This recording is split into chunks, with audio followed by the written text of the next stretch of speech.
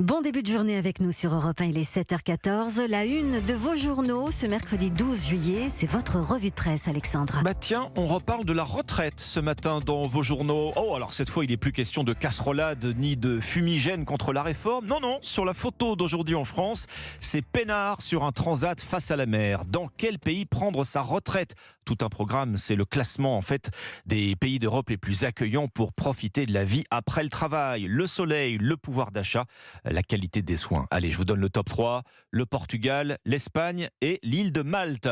Comment Macron va enjamber le 14 juillet ? C'est le titre à la une de l'Opinion. Enjamber, oui, parce que par crainte d'une nouvelle flambée de violence, mais aussi parce qu'il n'a pas encore tiré les leçons des émeutes, eh bien Emmanuel Macron ne donnera pas d'interview comme c'est pourtant la tradition le 14 juillet, Dimitri. Et oui, Alexandre, à 2 jours de l'échéance, aucune interview télévisée du président n'est prévue.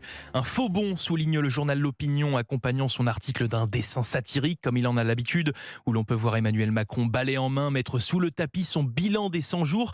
Car oui, le chef de l'État avait fait lui-même de ce 14 juillet une date butoir en avril pour relancer son quinquennat après la crise des retraites. Un bilan qui n'est donc pas prévu pour le moment. Officiellement, l'Élysée justifie ce désistement par l'agenda très chargé du président. Officieusement, l'Opinion explique ce désistement tout d'abord par une crainte d'une nouvelle flambée de violence dans les quartiers les 13 et 14 juillet au soir, mais également comme une façon de reporter un possible remaniement du gouvernement qui occupe tous les esprits. Une impasse surprenante qui ne serait cependant pas une première pour Emmanuel Macron, qui en 6 ans de mandat ne s'est plié à l'exercice que 2 fois.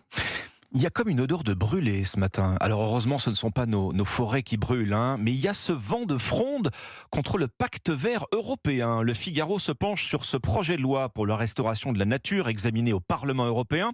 Alors quelle est l'idée ? Eh bien, c'est de rendre justement à la nature les terres abîmées par l'homme. Une partie des élus demande le rejet du texte. Ces nouvelles normes écologiques inquiètent la droite et les agriculteurs. Libération y voit un vote décisif. Est-ce que ce mercredi sera le jour le plus vert ou pas? Cette loi de préservation de la biodiversité, de lutte contre le changement climatique pourrait être enterrée par la droite et l'extrême droite, alliée au lobby de l'agro-industrie. Voilà ce qu'écrit Libé. La canicule et la sécheresse préoccupent la presse régionale. En plein cagnard, le journal La Marseillaise. Alors pas de température limite dans le code du travail. Les alertes canicules ne concernent pas les travailleurs, si bien que dans certains métiers, cela rend les conditions infernales. Les piscines privées ont-elles un avenir ? Se demande le Républicain lorrain. Alors certes, elles ne représentent que 0,15% de la consommation d'eau en France, mais avec les appels à la sobriété, elles sont de plus en plus montrées du doigt. Tiens, elles sont où ces piscines privées ? C'est ce que se demande la Charente Libre, qui va les chercher, remarquant qu'elles se concentrent logiquement dans les zones les plus riches. Ainsi, à Saint-Brice, près de Cognac, une piscine pour 9 habitants. Voilà pour l'essentiel de ce que vous retrouverez ce mercredi matin dans vos quotidiens.